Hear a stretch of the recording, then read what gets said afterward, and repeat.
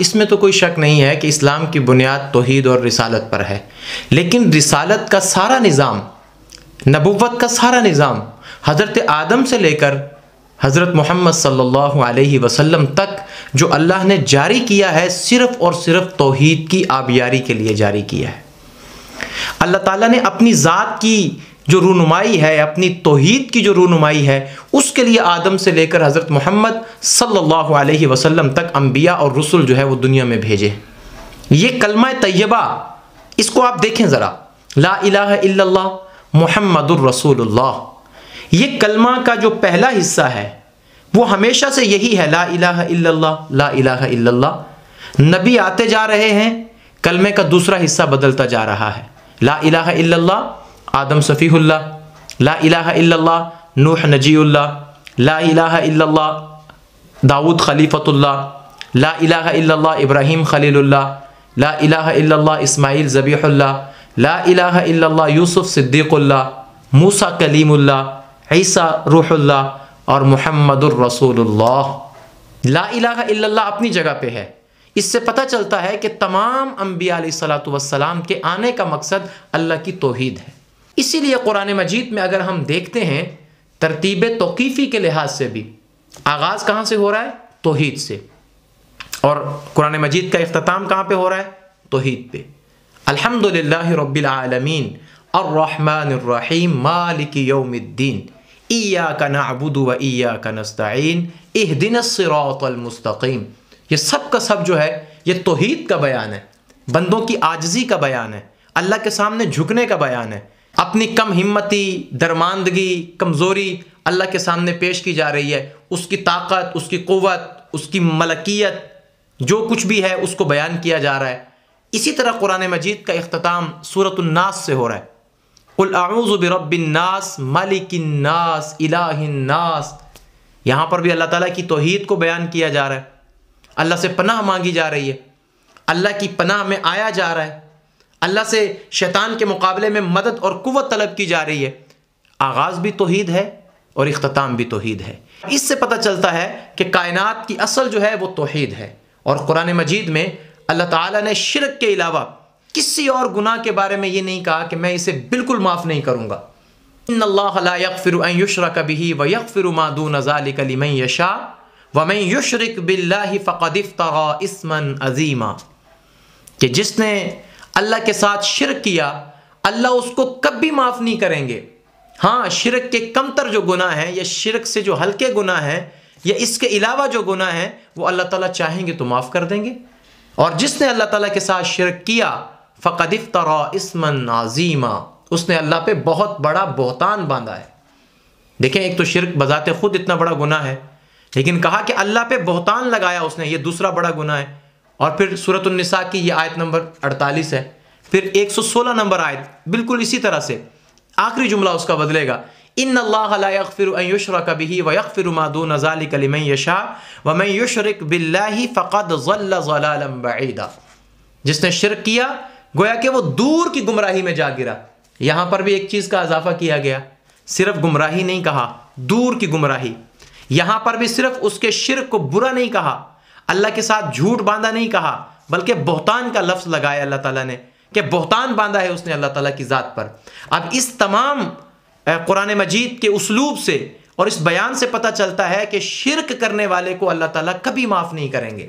और हम लोग शिरक को सबसे ज़्यादा लाइट ले रहे हैं। शिरक कितना बड़ा गुनाह है।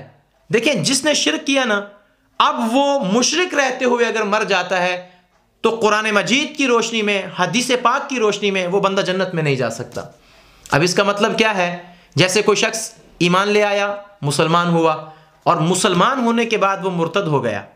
अब जब तक वो इर्तिदाद से पक्की तौबा करके दोबारा कलमा इस्लाम नहीं पढ़ लेता वो मुसलमान नहीं कहलाएगा। बिल्कुल ऐसे ही जो मुशरिक है, अब मुशरिक के साथ क्या मामला हुआ? अगरचे वो इर्तिदाद की तरह इस्लाम के बाहर तो नहीं निकला, ज़ाहिरी तौर पर इस्लाम के अंदर है, लेकिन बातनी तौर पर और नतीजे के लिहाज से मुशरिक भी मुर्तद की तरह है। मुर्तद पे जन्नत हराम है, चूंकि वो इस्लाम से निकला गोया जन्नत से निकल गया, अल्लाह की रहमत से निकल गया, रसूलुल्लाह की शफाअत से निकल गया, किसी भी साले शख्स की सिफारिश से निकल गया। अब उसके लिए किसी की सिफारिश, किसी की शफाअत और किसी की रहमत उसके काम नहीं आएगी।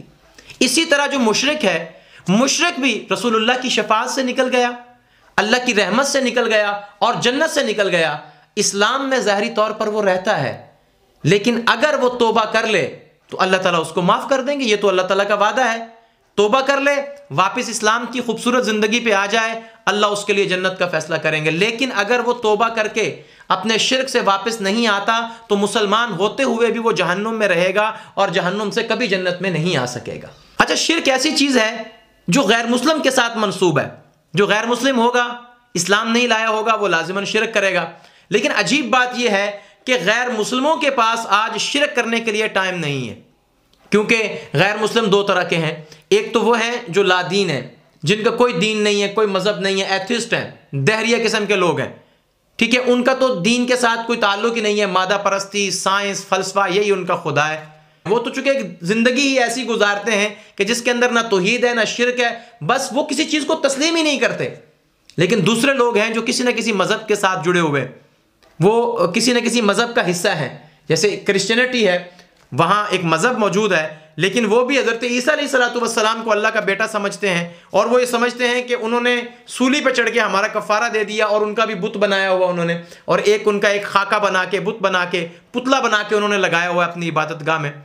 और इसी तरह हिंदू हैं, उन्होंने हर चीज़ का बुत बनाया हुआ है। अच्छा, इन लोगों में जो किसी न किसी मजहब के साथ वाबस्ता है, ये भी कभी कभार हफ्ते में 10 दिन बाद, महीने में एक दफ़ा मंदिर चले गए, अपनी इबादतगाह में चले गए, तो ये इतना एक शिरक करते हैं। लेकिन इन मुसलमानों में एक बड़ी तादाद ऐसी है जो रोज़ाना की बुनियाद पर पूरे नज़्म व ज़ब्त के साथ, पूरी तैयारी के साथ और पूरे जोशो खरोश के साथ वो शिरक के उन मराकज़ में जाते भी हैं, शिरक के मराकज़ पर हाज़िरी भी देते हैं, लोगों को शिरक की दावत भी देते हैं और ख़ुद भी वो शिरक में मुब्तला रहते हैं। तो जिस तरह शिरक की दावत देने वाले और शिरक के असबाब पैदा करने वाले या खुद शिरक करने वाले लोग गुनाहगार हैं, इसी तरह लोगों को शिरक से ना रोकने वाले ये भी गुनाहगार हैं। और ख़ासकर ये बात ज़हन में बिठा लें, ये जो हम हदीस पढ़ते हैं ना, मन रआ मिनकुम मुनकरन फलयुग़य्यिरहु बियदी, कि ये हदीस जो है ये आम गुनाहों के बारे में है, शिरक के बारे में नहीं है। कि आप समझें कि कोई शिरक कर रहा है, मैं अगर उसको हाथ से नहीं रोक सकता, ज़ुबान से नहीं रोक सकता, तो मैं दिल में उसको बुरा समझूं और मैं उसको शिरक करने की इजाज़त दे दूं, ऐसा हरगिज़ नहीं हो सकता।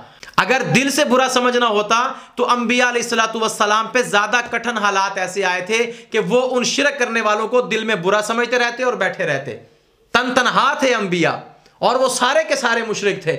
मुशरिकों में नबी को भेजा गया है, काबे के अंदर 360 बुत रखे हुए उन्होंने, लेकिन अल्लाह के नबी तन तनहा खड़े हो गए और उनको कहा कि ये सब के सब बुत जो हैं वो झूठे हैं, सच्ची ज़ात सिर्फ मेरे अल्लाह की है। ला इलाहा इल्लल्लाह, ला इलाहा इल्लल्लाह, अल्लाह के सिवा कोई माबूद नहीं है। अगर ये हदीस या ये मिजाज जो है यहाँ तौहीद के बारे में और शिरक के बारे में ये मिजाज कायम रखने की इजाज़त होती तो अंबिया अलैहिस्सलाम इस मिजाज को पहले अपना लेते, सहाबा इकराम इस मिजाज को पहले अपना लेते। उन्होंने तौहीद के बारे में ये मिजाज नहीं अपनाया। तौहीद के बारे में मिजाज क्या होना चाहिए कि या उसको हाथ से रोको या उसको जुबान से रोको, इन दोनों के साथ रोकना आपके लिए ज़रूरी है। अगर आप हाथ से नहीं रोक रहे और जुबान से भी नहीं रोक रहे तो याद रखें कि जिस तरह शिरक करने वाला मुशरिक गुनाहगार है, इसी तरह आप उसको ना रोकने वाले भी गुनाहगार हैं।